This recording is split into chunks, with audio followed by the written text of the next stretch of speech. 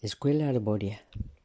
Los árboles soportan peor la sed que el hambre, ya que ésta puede calmarla en cualquier momento. Como un panadero que siempre dispone de pan suficiente, a través de la fotosíntesis pueden acallar rápidamente las protestas del estómago. Pero incluso el mejor panadero no puede hornear nada sin agua. De la misma manera, los árboles no pueden procesar los nutrientes si les falta el agua. Una haya adulta puede captar más de 500 litros de agua al día a través de sus ramas y hojas, y mientras desde abajo puede ir suministrándose suficientemente, lo seguirá haciendo. No obstante, la humedad del suelo se agotaría rápidamente si en verano esto sucediera así cada día. En la época más cálida llueve demasiado poco como para aliviar la sequedad del terreno. Por ello, en invierno se llenan los depósitos.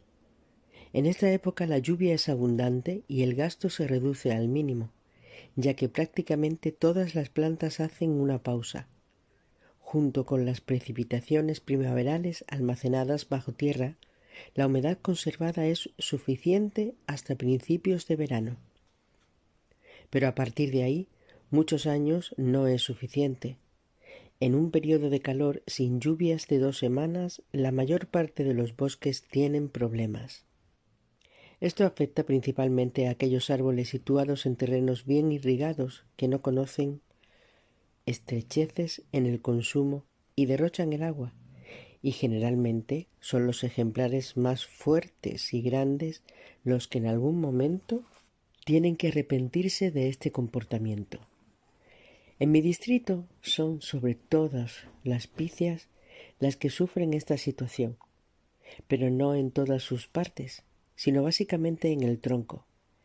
Si el suelo se ha secado y a pesar de todo las agujas de la parte más alta de la copa necesitan más, la tensión de la escasez de agua sobre la madera llega a un momento que es excesiva. Cruje y se queja hasta que una grieta de 1 metro de largo aparece en la corteza. Penetra profundamente en el tejido y lesiona gravemente al árbol. A través de la grieta penetran rápidamente esporas de hongos hasta las capas más profundas y empiezan su trabajo destructor. En los siguientes años, la pícea intenta reparar la herida, pero ésta se abre una y otra vez.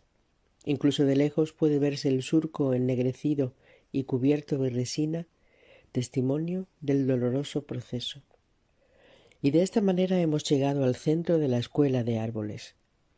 Lamentablemente aquí domina todavía una cierta violencia, ya que la naturaleza es una maestra estricta. Aquellos que no están atentos y no se adaptan tendrán que sufrir. Rasgaduras en la madera, en la corteza y en el extremadamente sensible cambium, y para los árboles es mucho peor no actuar. Tienen que reaccionar, y no solo en el intento de reparar la herida. En adelante el agua deberá repartirse mejor, no bombear todo lo que el suelo ofrece en primavera, sin tener en cuenta las pérdidas. Los árboles aprenden y en adelante mantienen este nuevo comportamiento ahorrador incluso cuando la humedad de la tierra es suficiente. Nunca se sabe. El hecho de que precisamente las picias se localicen en suelos húmedos no es de extrañar. Están mimadas. Solo 1 kilómetro más allá, en una ladera pedregosa y seca orientada al sur, la situación es completamente diferente. Aquí hubiera esperado en primera instancia daños provocados por la sequía del verano, pero lo que observé es todo lo contrario. Los obstinados ascetas ubicados en esta zona soportan mucho más que sus colegas habituados al suministro de agua. A pesar de que aquí el agua es mucho más escasa durante todo el año porque el suelo almacena menos y el sol es mucho más fuerte que las picias, y a estas les va bien. Esencialmente crecen con mayor lentitud. Obviamente se reparte mejor el agua existente, y soportan bien incluso los años de condiciones más extremas. Un proceso de aprendizaje más patente en su propia estabilidad. Los árboles no se lo ponen difícil innecesariamente. ¿Por qué crear un tronco grueso y estable si puedes apoyarte cómodamente en los árboles vecinos? Mientras estos se mantengan de pie, no puede pasar nada. Pero en Centro Europa, cada 2 años, viene una tropa de trabajadores forestales o una máquina cosechadora para cosechar el 10% de la madera. En los bosques naturales, la muerte de un poderoso árbol madre es lo que hace que se despeje la zona que ocupaba. De esta manera se crea un hueco en el techo de copas y así algún haya o picea acomodados deben sostenerse vacilantes de pronto con sus propios pies o raíces. Sin embargo, los árboles no son conocidos precisamente por su rapidez, por lo que después de un cambio necesitan entre 10 y 3 años para volver a recuperar la seguridad. El proceso de aprendizaje pasa por dolorosos microdesgarros, los cuales se producen por el continuo vaivén a merced del viento. Allí donde aparece dolor, el árbol debe reforzar su estructura. Esto cuesta mucha energía, la cual va en detrimento del crecimiento en altura. Un pequeño consuelo es la luz adicional disponible para su copa gracias a la caída del vecino. Pero incluso en este caso deben pasar algunos años antes de que se pueda utilizar plenamente.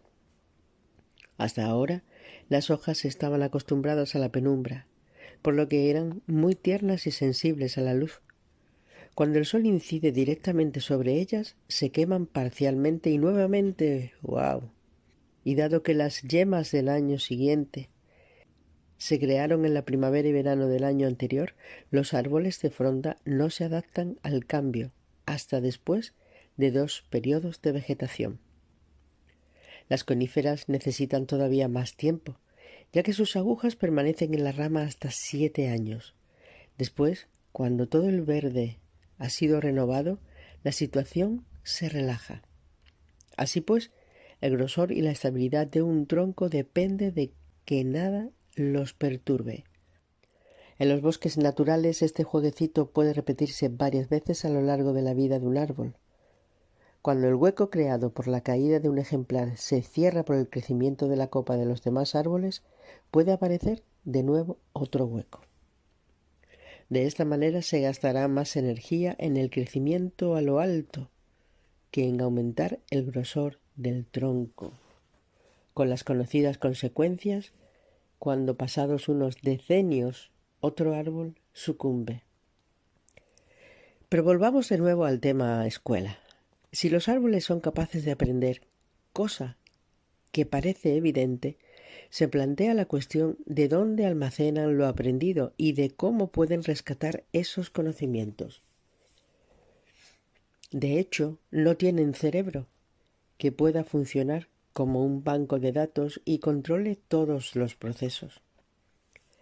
Esto es así en todas las plantas, por lo que algunos investigadores son escépticos y muchos expertos forestales consideran la capacidad de aprendizaje de la flora como algo propio del reino de la fantasía. Entre ellos no se encuentra. Sin embargo, la científica australiana Mónica Gagliano, ella ha estudiado las mimosas sensitivas, un subarbusto tropical. Son adecuadas para la investigación porque se les puede molestar un poco y pueden estudiarse bien en el laboratorio como árboles. Al tocarlas, sus hojas aplumadas se cierran para protegerse. En un experimento se dejó caer una gota de agua de manera regular sobre su copa. Al principio, las hojas se cerraron rápidamente, temerosas, pero después de un tiempo el arbusto aprendía que la humedad no suponía ningún peligro para él.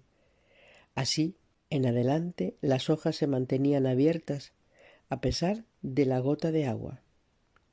Para Gagliano, todavía fue más sorprendente comprobar que incluso después de una semana sin ser sometidas a la prueba, las mimosas no habían olvidado la lección y la seguían aplicando.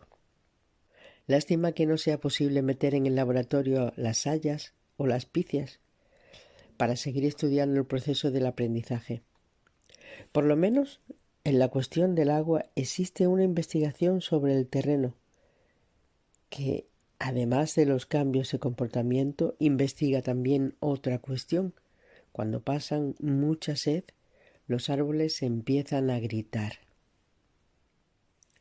Sin embargo, si te encuentras caminando por el bosque, no podrás oírlos, ya que se producen a nivel de ultrasonidos. Los investigadores del Centro de Investigación Confederado de los Bosques, la Nieve y el Paisaje de Suiza registraron los tonos y los explicaron así. Cuando el flujo del agua asciende por el tronco desde las raíces hasta las hojas, se producen vibraciones. Se trata de un proceso puramente mecánico y probablemente no tiene ningún significado. ¿O sí? Solo se sabe cómo se producen los tonos. Y si miramos con lupa nuestra propia producción de sonidos, no queda nada especial. El aire que pasa por nuestra tráquea hace vibrar las cuerdas vocales. Y si pienso en los resultados de las investigaciones sobre las crepitantes raíces, podría ser que estas vibraciones fueran algo más, de hecho, gritos de sed. A lo mejor, incluso son una advertencia para sus colegas de que el agua escasea. Juntos funcionan mejor. Los árboles tienen una disposición muy social y se ayudan los unos a los otros, pero para mantenerse con éxito en el ecosistema del bosque, esto no es suficiente. Cada una de las especies de árbol intenta conseguir más espacio, optimizar su rendimiento y de esta manera competir con otras especies. Junto a la lucha por la luz, también existe una lucha por el agua, la cual, en último extremo, decide el vencedor. Las raíces de los árboles son inmejorables en el aprovechamiento de la humedad del suelo. Para ello, éstas forman finos pelillos, con el fin de aumentar su superficie y de esta forma absorber la mayor cantidad de agua. En condiciones normales, esto es suficiente, pero más es siempre mejor. Por eso, desde hace millones de años, los árboles se han asociado a los hongos. Estos son unos seres sorprendentes. Los hongos no se corresponden con nuestra clasificación de los seres vivos en animal y vegetal. Por definición, los vegetales obtienen sus nutrientes de materia inorgánica, de manera que son completamente independientes. Así, no es de extrañar que en tierras pobres y desnudas, antes de que aparezcan los animales, debe crecer vegetación verde. De hecho, estos deben alimentar a otros seres vivos para sobrevivir.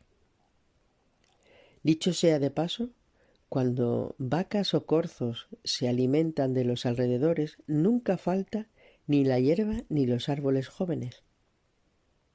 Tanto si es un lobo que se come a un jabalí, como si es un ciervo que se come un retoño de roble.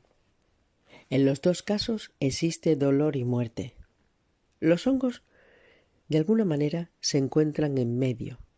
Sus paredes celulares están formadas por quitina, y esta sustancia los acerca a los insectos, ya que no se encuentra nunca en el mundo vegetal. Además, son incapaces de realizar la fotosíntesis, por lo que están ligados a las uniones orgánicas de otros seres vivos, de los cuales pueden alimentarse. A lo largo de decenios, su entramado subterráneo, el micelo, se extiende cada vez más. De este modo, una armillaria de Suiza se extiende prácticamente medio kilómetro cuadrado y puede tener una edad de alrededor de 1000 años. A otra encontrada en el estado de Oregón de Estados Unidos se le atribuyen 2400 años y ocupa una extensión de 9 kilómetros cuadrados y un peso de 600 toneladas. Así pues, los hongos son los seres vivos de mayor tamaño de la Tierra. Sin embargo, estos, también llamados gigantes, son adversarios de los árboles, ya que en su búsqueda de tejidos comestibles los matan. Así pues, fijémonos mejor en las asociaciones amistosas entre hongos y árboles.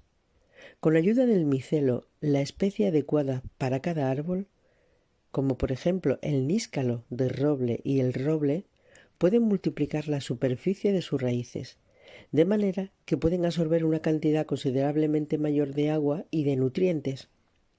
En las plantas que cooperan con hongos, la cantidad de sustancias vitales como el nitrógeno y el fósforo es el doble que en aquellos que absorben los nutrientes de la tierra sin ayuda, únicamente de sus raíces, a través de ellas.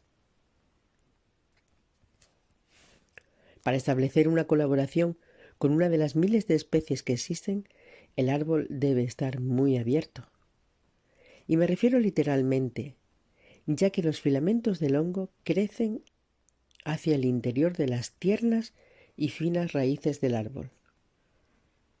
No se ha investigado si esto le provoca dolor, pero como es una acción deseada, sospecho que en el árbol despierta más bien sensaciones agradables. Como siempre, a partir de estos momentos, los dos trabajan juntos. El hongo no solo penetra y rodea las raíces, sino que extiende su red por el suelo circundante del bosque. Con ello, amplía la zona normal de expansión de las raíces del árbol y crece también hacia otros árboles. De esta manera se comunica con sus hongos y sus raíces. Se crea una red a través de la cual se intercambian nutrientes e incluso información. Por ejemplo, sobre un ataque de insectos. Así pues, los hongos son como el Internet del bosque, y una conexión de este tipo tiene su precio. Tal y como sabemos, estos seres están preparados para nutrirse de otras especies, ya que en muchos aspectos se asemejan a los animales. Sin el aporte de nutrientes, morirán. Es decir, se cobran su cooperación en forma de azúcar y otros hidratos de carbono que debe proporcionarle el árbol. Además, los hongos no son precisamente remilgados en sus demandas. Exigen hasta una tercera parte de toda la producción para sus propias necesidades. Es normal que en una situación así no quieran dejar la dependencia en manos de la casualidad, y por ello empiezan a manipular la fina trama de las puntas de las raíces que envuelven. Primero escuchan con atención lo que el árbol cuenta sobre sus estolones subterráneos. Dependiendo de si es útil para ellos, los hongos empiezan a producir hormonas vegetales que regulan el crecimiento celular a su favor. A cambio de la rica recompensa en forma de azúcar, todavía hay un par más de servicios adicionales gratuitos, como por ejemplo la función de filtrado de los metales pesados. Estos no tendrían una acción positiva para las raíces, pero a los hongos no les perjudican prácticamente nada. Las sustancias tóxicas aparecen entonces cada otoño en los bonitos frutos, que como boletus o boleto, bayo, nos llevamos a casa. No es de extrañar que el cesio radiactivo, el cual todavía puede encontrarse en el suelo como consecuencia de la catástrofe nuclear de Chernobyl en el año 86, se encuentre sobre todo en las setas. La oferta incluye también un servicio de salud, tanto si se trata de un ataque bacteriano como si es de hongos. Todos los intrusos son combatidos por el tejido de filamentos de los hongos. Estos, junto con el árbol, pueden llegar a vivir varios siglos, siempre que todo vaya bien. Sin embargo, cuando se alteran las condiciones ambientales, por ejemplo por la contaminación del aire, mueren. Pero sus compañeros no están tristes durante mucho tiempo, sino que cambian a otra especie que se instale a sus pies. Todos los árboles tienen varias opciones de hongos. Y solo cuando la última muere, las cosas empiezan a ir mal. Muchas especies buscan ellas mismas el árbol adecuado, y una vez se lo han reservado, están unidos a este para lo bueno y para lo malo. Se dicen que estas especies tienen especificidad, por ejemplo, por los abedules o los alerces. Otros, como el rebozuelo, pueden vivir con muchos tipos de árbol. Bien se trata del roble, el haya o la pícea. Lo importante es que todavía queda un hueco bajo la tierra. Y la competencia es grande. Solo en los bosques de hayas existen más de 100 especies diferentes que en parte aparecen en las raíces de los mismos árboles. En el caso del roble, lo contrario es muy práctico, ya que cuando un hongo muere porque ha cambiado las condiciones ambientales, el próximo candidato ya está esperando en la puerta. No obstante, los hongos tampoco viven sin ninguna seguridad, tal y como los investigadores han descubierto. Así, el micelo no está unido solo a los árboles de una sola especie, sino que también relaciona entre sí los ejemplares de otras especies. El carbono radiactivo que los científicos inocularon a un abedul viajó por el suelo y las conexiones a través de los hongos hasta su abeto de Douglas vecino. Aunque muchas especies arbóreas por encima del suelo luchan a muerte entre ellas e incluso intentan apartarse entre ellas en el espacio de las raíces, los hongos parecen creer más en la equidad. Todavía no se sabe con exactitud si se trata de una cuestión de ayudas a otros árboles de distinta especie o a otros hongos que necesitan ayuda y que estos a su vez extienden a sus árboles. Yo sospecho que los hongos piensan un poco más que sus compañeros de la mayor tamaño. Entre estos últimos existe una encarnizada lucha, pero una vez asumido que nuestros hayas nacionales podrían ganar definitivamente la batalla en la mayor parte de nuestros bosques, ¿realmente supondría una ventaja? ¿Qué ocurriría si, por ejemplo, apareciera un nuevo agente patógeno que arrasara con todos los árboles? ¿No sería mejor que existieran una cierta parte de otras especies? Los robles, los arces, los fresnos y los abetos seguirían creciendo procurando la necesaria sombra, mientras crece una nueva generación de hayas. La variedad asegura la persistencia de los bosques ancestrales, y dado que los hongos están acostumbrados a unas condiciones muy constantes, compensa subterráneamente la conquista de una especie de árbol, protegiendo a otros de la extinción. Si a pesar de todas las ayudas las cosas se ponen difíciles para los hongos y el árbol, el hongo puede ser radical, tal y como muestra el pino canadiense con su compañera lacaria bicolor. La lacaria de dos colores. En caso de falta de nitrógeno, este último impregna el suelo con una sustancia tóxica, de manera que animales diminutos como los colémbolos mueren y se libera el nitrógeno contenido en sus cuerpos. De esta forma se convierten en abono involuntario para el árbol y el hongo. A estas alturas ya os he presentado a los colaboradores más importantes para el árbol, pero existen otros muchos. Entre ellos se encuentran, por ejemplo, el pájaro carpintero. Sin embargo, yo no hablaría de un verdadero colaborador, aunque como mínimo en parte es útil para los árboles. Siempre que las hayas son atacadas, por ejemplo, por el barrenillo, se produce una situación delicada. Los pequeños insectos se multiplican con tal rapidez que son capaces de matar un árbol en un tiempo relativamente corto, ya que se comen el cambium, una delicada capa situada por debajo de la corteza. Si un picapinos se da cuenta, vuela inmediatamente hacia el lugar, como un búfago entre el lomo de un rinoceronte. Trepa por el tronco y busca las apetecibles y grasas larvas blancas. Entonces las saca con el pico. El árbol no la nota, lo que provoca la caída de grandes trozos de corteza. De esta manera, en ocasiones, pueden evitarse nuevos daños para las picias, e incluso cuando el árbol no sobrevive a este procedimiento, sus congéneres son protegidos, ya que no quedan nuevos escarabajos para infectar otros ejemplares. De todas maneras, al pájaro carpintero no le interesa la salud del árbol, lo que se ve sobre todo en los huecos de sus nidos.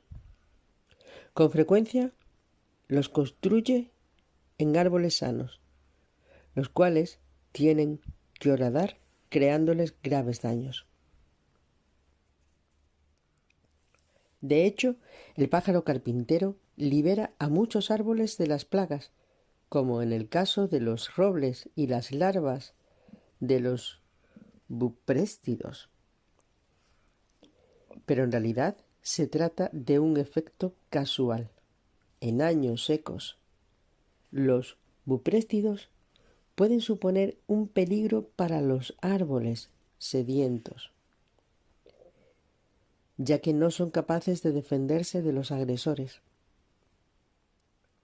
La salvación puede venir de manos del escarabajo de fuego, de color rojo escarlata, que en su forma adulta se alimenta de forma inocua de la secreción del pulgón y los jugos de la planta. Sin embargo, sus larvas necesitan carne y la consigue de las larvas de los escarabajos, que viven bajo la corteza de los árboles de fronda. De esta manera, algunos robles deben su supervivencia al escarabajo de fuego, para el cual, en ocasiones, las cosas pueden ponerse difíciles. Cuando se han comido todas las larvas de los otros escarabajos, las larvas la emprenden contra sus congéneres. Misterioso transporte de agua. ¿Cómo sube el agua desde el suelo hasta las hojas? Para mí esta pregunta simboliza el estado actual del conocimiento sobre el tema de los bosques, ya que la cuestión del transporte del agua es un fenómeno comparativamente sencillo de estudiar. En todo caso, más sencillo que las investigaciones sobre la sensibilidad al dolor o a la comunicación. Y precisamente porque carece tan banal desde hace decenios, junto a las enseñanzas universitarias han crecido también explicaciones muy sencillas. Disfruto mucho discutiendo sobre el tema con los estudiantes.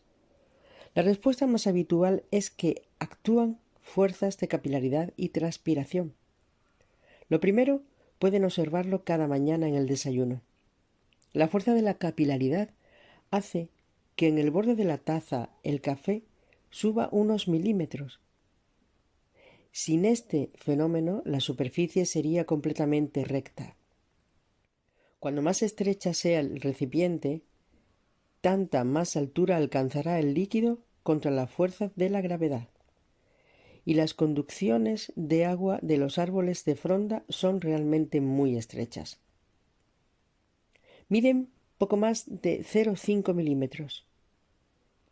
Las coníferas reducen todavía más el diámetro, que es de 0,02 milímetros.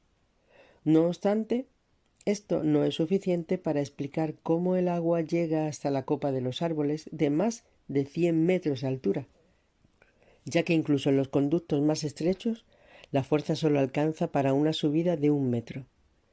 Sin embargo, todavía nos queda otro candidato, la transpiración. A mediados de verano las hojas y las agujas rezuman agua a través de la respiración. En una haya adulta esto puede representar el día varios cientos de litros. Esto produce un efecto de succión que empuja hacia arriba por las conducciones el reabastecimiento. No obstante, esto solo funciona si la columna de agua no se rompe. Las moléculas se cohesionan y las unas tiran de las otras hacia arriba, un trocito en el momento en el que en la hoja queda un hueco por la transpiración. Y como esto tampoco es suficiente, entra en juego la osmosis. Cuando en una célula la concentración de azúcar es más elevada que en la de al lado, el agua atraviesa las paredes hacia la solución más dulce, hasta que en las dos células existe la misma concentración porcentual de azúcar. Y cuando esto se produce célula a célula hasta la copa, finalmente el agua llega hasta arriba. La presión más elevada se registra en primavera, antes de que broten las hojas. En ese momento el agua fluye con tanta fuerza por el tronco que puede oírse con ayuda de un estetoscopio. En el noroeste de Estados Unidos se utiliza este fenómeno para cosechar el jarabe de arce, el cual con frecuencia ya se recolecta en el momento del deshielo.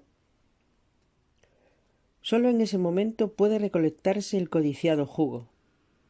En este punto los árboles de fronda todavía no tienen hojas, por lo que no existe el fenómeno de la transpiración. Se descarta así la transpiración como fuerza impulsora. La fuerza de la capilaridad solo puede contribuir parcialmente, ya que el metro de altura que puede atribuirse es prácticamente anecdótico. Sin embargo, en esta época el tronco es bombeado.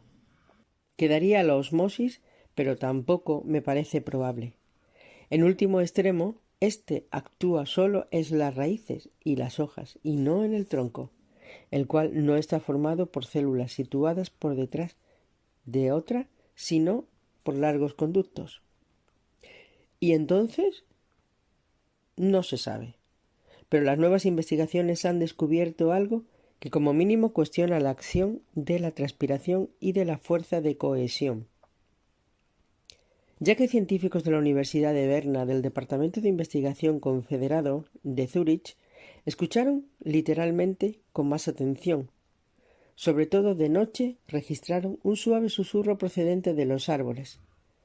En este momento la mayor parte del agua se encuentra en el tronco, ya que la copa realiza una pausa en la fotosíntesis y no existe transpiración. Por este motivo, los árboles bombean con regularidad, lo que provoca incluso un aumento de su diámetro. El agua está en el interior de los conductos, prácticamente parada, nada fluye. ¿De dónde proceden entonces los ruidos? Los científicos sospechan que son pequeñas burbujas de CO2 que se forman en los conductos llenos de agua. ¿Burbujas en los conductos? Esto significa que la conducción de agua se ve interrumpida miles de veces, por lo que la cohesión, la transpiración y la capilaridad no pueden contribuir de ninguna manera al transporte. Así, muchas preguntas quedan sin respuesta.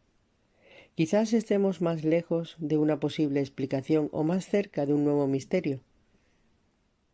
¿No es como mínimo también emocionante? Los árboles representan su edad. Antes de empezar a hablar de la edad, me gustaría hacer un apunte sobre el tema piel. ¿Árboles y piel? En primer lugar, enfoquémonos el fenómeno desde el punto de vista humano. La piel es una barrera que protege nuestro interior del mundo exterior, impide la pérdida de fluidos, evita que los órganos internos salgan al exterior y además elimina y absorbe gases y humedad.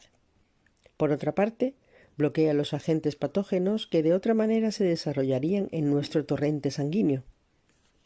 También es sensible al tacto, que puede ser agradable o despertar el deseo o provocar dolor, y con ello una reacción de defensa. Pero no se mantiene así, sino que con el tiempo esta complicada estructura se hace cada vez más flácida. Aparecen arrugas de manera que nuestros congéneres son capaces de adivinar nuestra edad sin equivocarse en muchos años. El necesario proceso de renovación no es especialmente satisfactorio si se observa con mayor atención. Cada día, cada uno de nosotros pierde alrededor de 1,5 gramos de escamas de piel, lo que al cabo del año representa alrededor de medio kilo. Todavía más impactante es el número. A diario se desprenden de nuestra piel 10.000 millones de partículas. Esto no suena demasiado apetitoso, pero es necesario para mantener siempre en forma nuestro órgano más superficial. En la infancia, este proceso además es necesario para crecer, ya que de otra manera en algún momento reventaríamos. ¿Y qué ocurre en el caso de los árboles? En ellos no es diferente. La diferencia esencial se reduce a la terminología. La piel de las hayas, robles, picias y similares recibe el nombre de corteza. No obstante, cumple la misma función y protege los sensibles órganos internos del agresivo mundo exterior. Sin la corteza del árbol se secaría y además de la pérdida de fluidos, sobre todo atacarían los hongos que en la madera húmeda y sana no tienen ninguna oportunidad y que en estas condiciones pueden descomponerlo todo. Los insectos también necesitan una reducción de la humedad y con la corteza intacta no tienen ninguna posibilidad de éxito. En su interior, un árbol contiene prácticamente tanta agua como nosotros los humanos, por lo que es poco interesante para los parásitos que literalmente se ahogan. Así pues, un agujero en su corteza es tan molesto para un árbol como una herida en la piel para nosotros. Y por eso utiliza mecanismos similares para evitarlo. Un ejemplar en todo su esplendor crece cada año entre medio y 3 centímetros de diámetro. Así pues, la corteza realmente debería desgarrarse. Para evitarlo, los gigantes renuevan su piel continuamente, perdiendo para ello enormes cantidades de escamas. Las escamas son de un tamaño proporcional a su estatura y pueden llegar a medir hasta 20 centímetros. En un día de lluvia y viento, observa el suelo bajo las ramas. Ahí están estos desperdicios que en el caso de los pinos son fácilmente reconocibles con sus cortezas rojizas. No obstante, la descamación no es igual para todos los árboles. Existen especies que se deshojan continuamente. En el caso de los humanos, ante una pérdida de tal magnitud, sería recomendable la utilización de un champú anticaspa y otras que tienen una pérdida muy contenida, quien hace que puede verse en la capa más externa de la corteza, la cual ya está muerta, y forma una coraza insensible hacia afuera. Esta capa es un buen sistema para diferenciar una especie de otra. Sin embargo, esta se encuentra solo en los ejemplares viejos, ya que se caracteriza por las marcas de los desgarros, es decir, pliegues y arrugas. En los árboles jóvenes de cualquier especie, esta capa de la corteza es lisa como el culito de un bebé. Con el paso del tiempo van apareciendo arrugas, primero por abajo, que a lo largo de los años va profundizándose. La velocidad con la que se produce este proceso depende de cada especie. Los pinos, los robles, los abedules y los abetos de Douglas empiezan pronto, mientras que las hayas y los abetos blancos se mantienen lisos durante mucho tiempo. El motivo es la velocidad del proceso de descamación. En las hayas, cuya corteza gris plata permanece lisa hasta la edad de 200 años, la velocidad de renovación es muy alta. Por ello su piel se mantiene fina y se adapta perfectamente a la edad o bien el diámetro y no necesita desgarrarse para expandirse. Lo mismo ocurre con el abeto blanco. Sin embargo, los pinos y similares remolonean en su proceso de renovación. De alguna manera no quieren deshacerse de su lastre. Aunque también puede tratarse de la protección adicional que ofrece una coraza más gruesa. Sea como sea, se descaman tan lentamente que la capa más superficial de la corteza se hace más gruesa, y sus capas más superficiales pueden tener siglos de antigüedad. Así proceden de unos tiempos en que el árbol era joven y delgado. Al ir envejeciendo aumenta su diámetro y estas capas más externas se desgarran hasta lo más profundo y más joven, y de esta manera se adapta como las hayas a su nuevo diámetro. Así pues, cuando más profundos son los pliegues, tanto más remolona es la especie. Nuevamente el fenómeno aumenta con la edad de forma evidente. Incluso las hayas aceleran el proceso en cuanto sobrepasan su edad media, ya que entonces la corteza empieza a arrugarse haciéndolo de nuevo por abajo, como si quisiera recalcarlo. Encima crece el musgo. Ahí se acumula la humedad de las últimas lluvias durante más tiempo e impregna la almohadilla. Así pues, desde lejos, puede determinarse la edad de un bosque de hayas. Cuanto más se eleva el manto verde por el tronco, tanto más viejos son los árboles. Los árboles son individuos y las arrugas les imprimen carácter. Algunos ejemplares ya presentan arrugas de jóvenes, mientras que otros de su misma especie no. En el distrito tengo algunas hayas que con solo 100 años presentan una corteza rugosa. Por regla general, esto sucede 150 años más adelante. No existen estudios que determinen si se trata solo de un rasgo genérico o su vida azarosa tiene algo que ver. Como mínimo, confluyen algunos factores que de nuevo lo asemejan a los humanos. En nuestros jardines, los pinos presentan marcados surcos. No pueden ser solo la cuestión de edad. De hecho, con 100 años está en plena juventud. Desde 1934, cuando se construyó nuestra casa de guardabosques, han vivido especialmente bien. Para ello se aclaró el terreno y desde entonces los pinos que quedaron disponen de más luz. Más luz, más sol, más radiación ultravioleta. Esto último provoca el envejecimiento de la piel en los humanos y al parecer también en los árboles. Además, sorprende que la capa más superficial de la corteza de la parte más expuesta al sol es más dura, con lo que también es menos flexible y más propensa a los desgarros. No obstante, los citados cambios también pueden deberse a enfermedades cutáneas. De la misma manera que el acné en la adolescencia puede provocar cicatrices permanentes, en los árboles la infectación por los piojos de la corteza puede dejar marcas en este. En este caso no se forman arrugas, sino miles de pequeños cráteres y ampollas que ya perduran para toda la vida. Por este motivo, los ejemplares enfermos desarrollan heridas ulcerosas y rezumantes, cuya secreción es colonizada por bacterias y se tiñe de negro. Ciertamente, no solo en los humanos la piel es el reflejo del alma o del bienestar. Los árboles viejos todavía podrían desempeñar otra función para el ecosistema del bosque. En Centroeuropa ya existen bosques ancestrales, siendo la edad de los árboles más antigua de entre 200 y 300 años.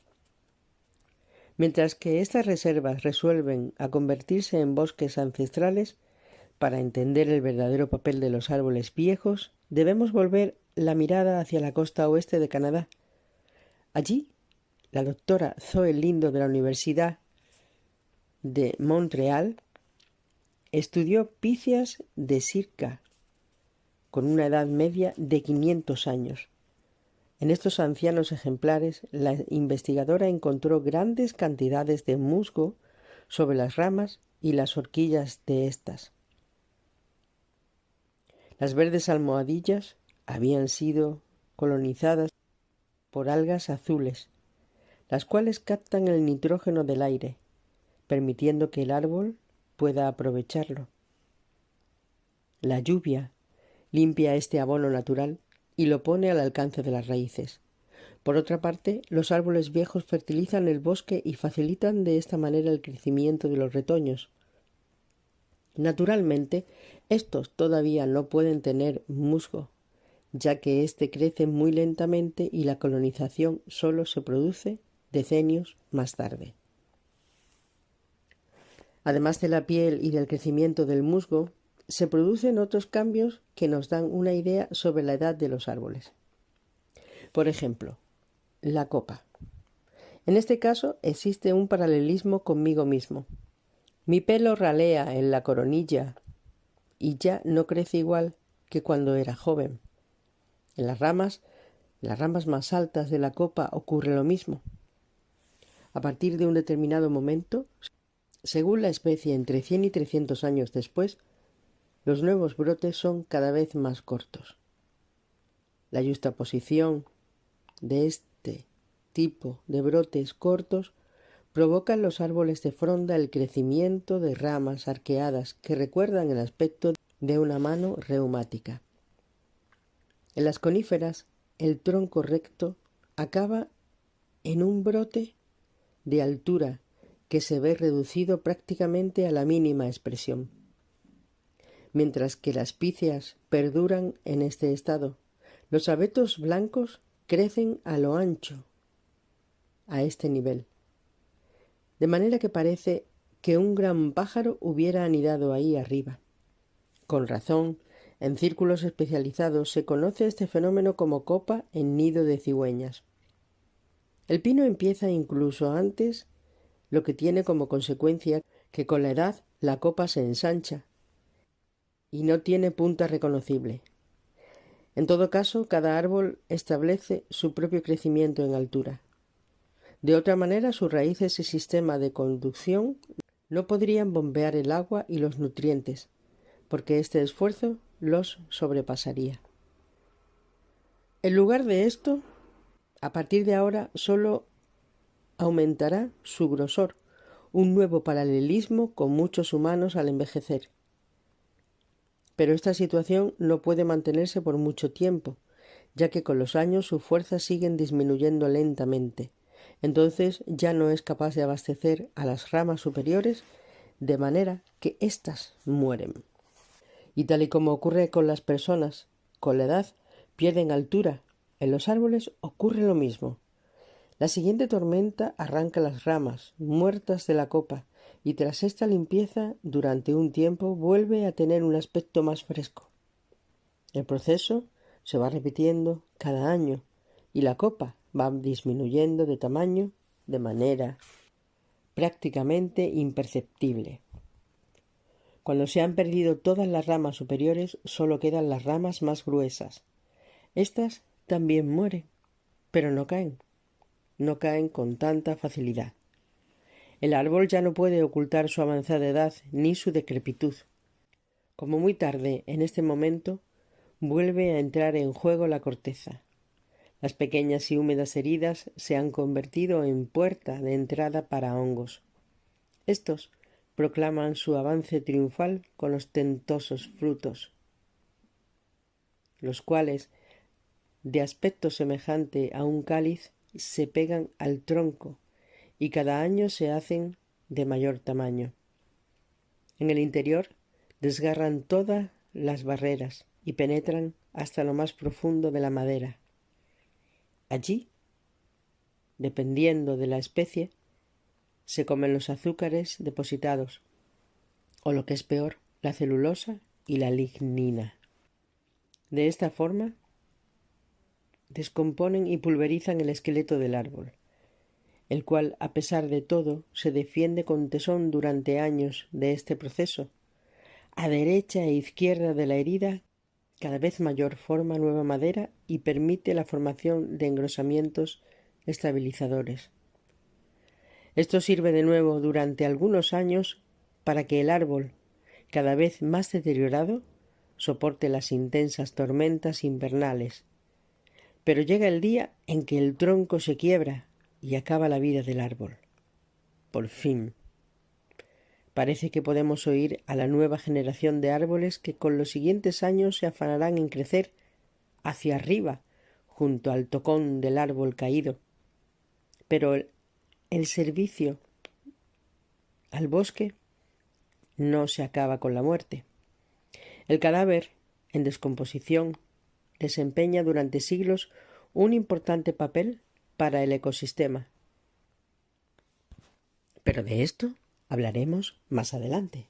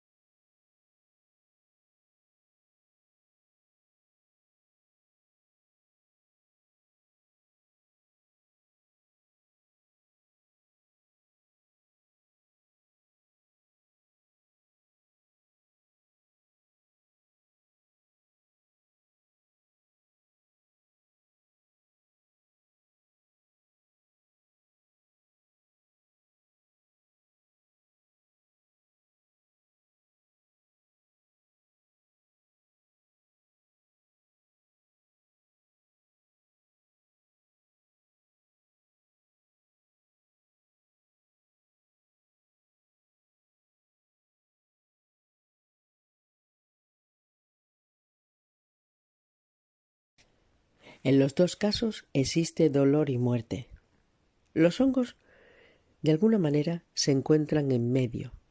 Sus paredes celulares están formadas por quitina y esta sustancia los acerca a los insectos, ya que no se encuentra nunca en el mundo vegetal. Además, son incapaces de realizar la fotosíntesis, por lo que están ligados a las uniones orgánicas de otros seres vivos, de los cuales pueden alimentarse.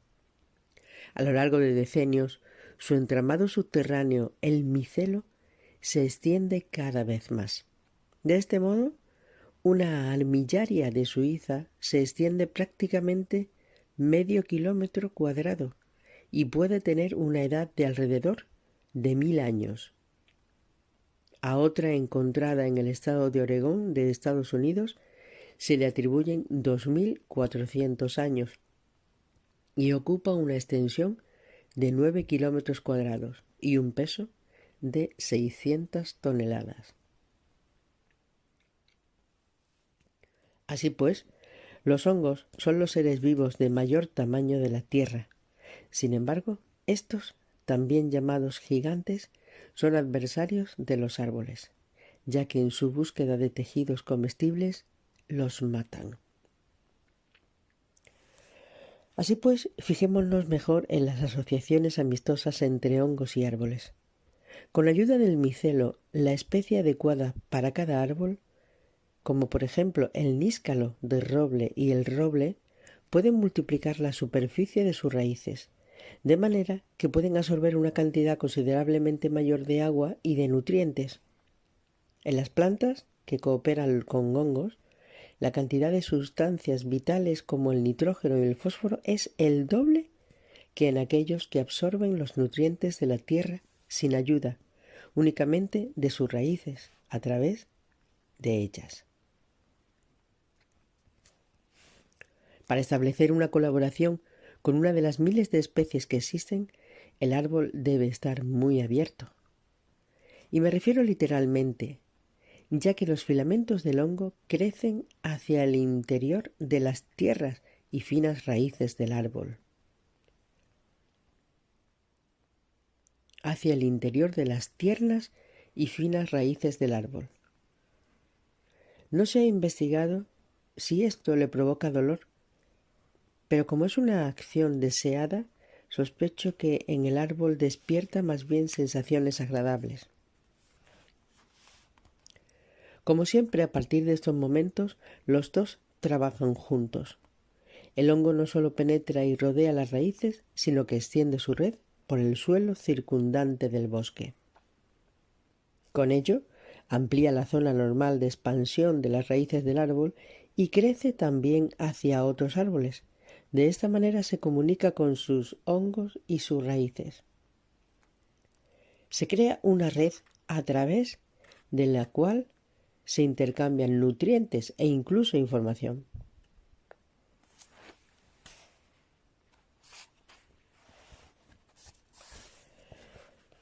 Por ejemplo, sobre un ataque de insectos. Así pues, los hongos son como el Internet del bosque, y una conexión de este tipo tiene su precio. Tal y como sabemos, estos seres están preparados para nutrirse de otras especies, ya que en muchos aspectos se asemejan a los animales. Sin el aporte de nutrientes, morirán. Es decir, se cobran su cooperación en forma de azúcar y otros hidratos de carbono que debe proporcionarle el árbol. Además, los hongos no son precisamente remilgados en sus demandas. Exigen hasta una tercera parte de toda la producción para sus propias necesidades. Es normal que en una situación así no quieran dejar la dependencia en manos de la casualidad, y por ello empiezan a manipular la fina trama de las puntas de las raíces que envuelven. Primero escuchan con atención lo que el árbol cuenta sobre sus estolones subterráneos. Dependiendo de si es útil para ellos, los hongos empiezan a producir hormonas vegetales que regulan el crecimiento celular a su favor. A cambio de la rica recompensa en forma de azúcar, todavía hay un par más de servicios adicionales gratuitos, como por ejemplo la función de filtrado de los metales pesados.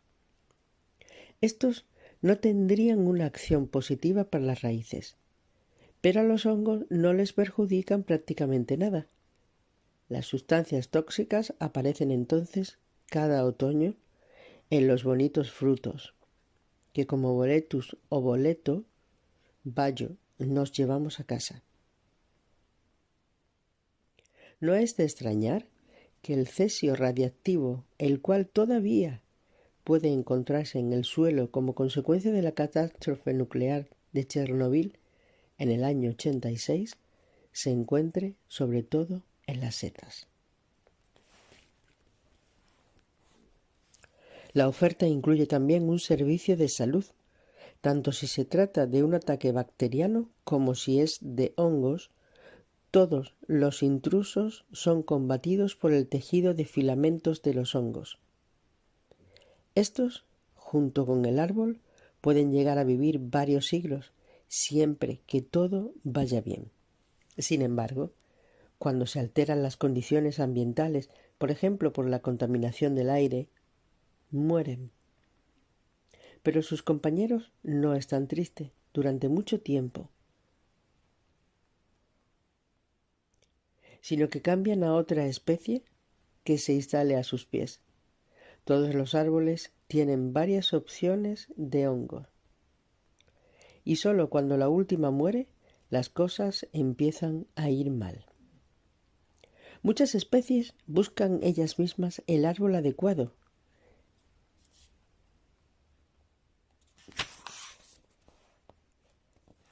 Y una vez se lo han reservado, están unidos a este para lo bueno y para lo malo. Se dicen que estas especies tienen especificidad.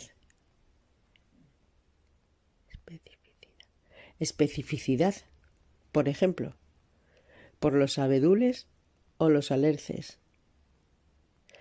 Otros, como el rebozuelo, pueden vivir con muchos tipos de árbol.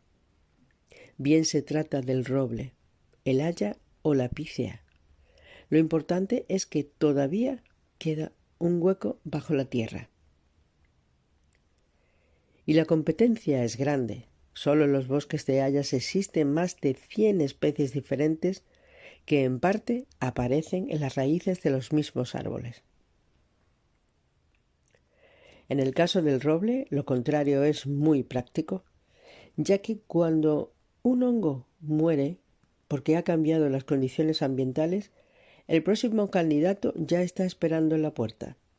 No obstante, los hongos tampoco viven sin ninguna seguridad, tal y como los investigadores han descubierto. Así, el micelo no está unido solo a los árboles de una sola especie, sino que también relaciona entre sí los ejemplares de otras especies. El carbono radiactivo que los científicos inocularon a un abedul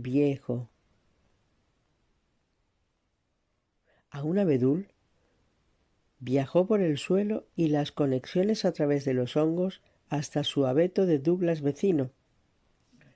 Aunque muchas especies arbóreas por encima del suelo luchan a muerte entre ellas e incluso intentan apartarse entre ellas en el espacio de las raíces, los hongos parecen creer más en la equidad.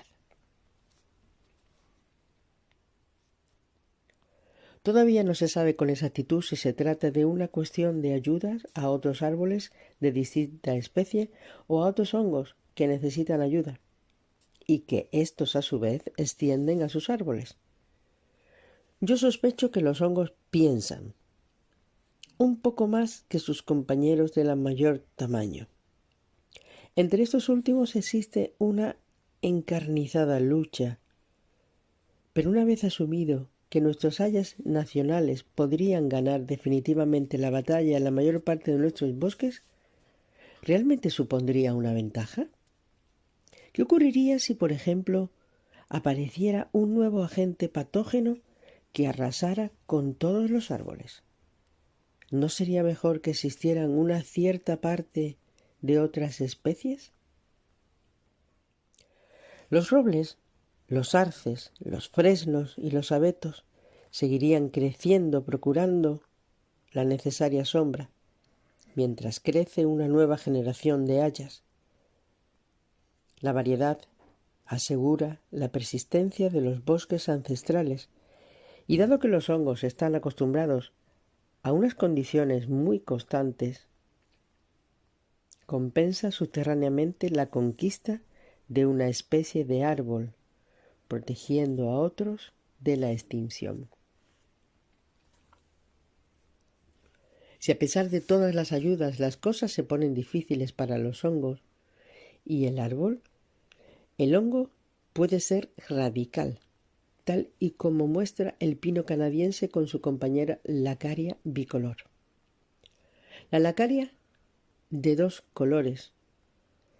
En caso de falta de nitrógeno, este último impregna el suelo con una sustancia tóxica, de manera que animales diminutos como los colémbolos mueren y se libera el nitrógeno contenido en sus cuerpos. De esta forma se convierten en abono involuntario para el árbol y el hongo. A estas alturas ya os he presentado a los colaboradores más importantes para el árbol, pero existen otros muchos. Entre ellos se encuentra, por ejemplo, el pájaro carpintero.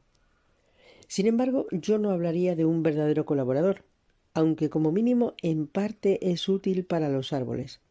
Siempre que las hayas son atacadas, por ejemplo, por el barrenillo, se produce una situación delicada. Los pequeños insectos se multiplican con tal rapidez que son capaces de matar un árbol en un tiempo relativamente corto, ya que se comen el cambium, una delicada capa situada por debajo de la corteza. Si un picapinos se da cuenta, vuela inmediatamente hacia el lugar, como un búfago entre el lomo de un rinoceronte. Trepa por el tronco y busca las apetecibles y grasas larvas blancas. Entonces las sacas con el pico. El árbol no la nota.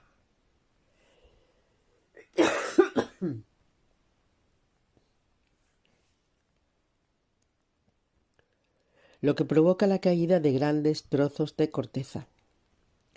De esta manera, en ocasiones, pueden evitarse nuevos daños para las picias, e incluso cuando el árbol no sobrevive a este procedimiento, sus congéneres son protegidos, ya que no quedan nuevos escarabajos para infectar otros ejemplares. De todas maneras, al pájaro carpintero no le interesa la salud del árbol, lo que se ve sobre todo en los huecos de sus nidos. Con frecuencia los construye en árboles sanos, los cuales tienen que horadar creándoles graves daños. De hecho, el pájaro carpintero libera a muchos árboles de las plagas, como en el caso de los robles y las larvas de los bupréstidos. Pero en realidad se trata de un efecto casual. En años secos, los bupréstidos pueden suponer un peligro para los árboles sedientos, ya que no son capaces de defenderse de los agresores. La salvación puede venir de manos del escarabajo de fuego, de color rojo escarlata, que en su forma adulta se alimenta de forma inocua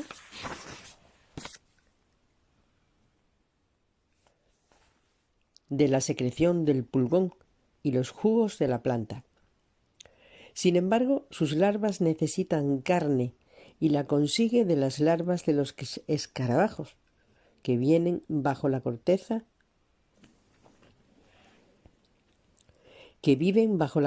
de los árboles de fronda. De esta manera, algunos robles deben su supervivencia al escarabajo de fuego, para el cual, en ocasiones, las cosas pueden ponerse difíciles. Cuando se han comido todas las larvas de los otros escarabajos, las larvas la emprenden contra sus congéneres.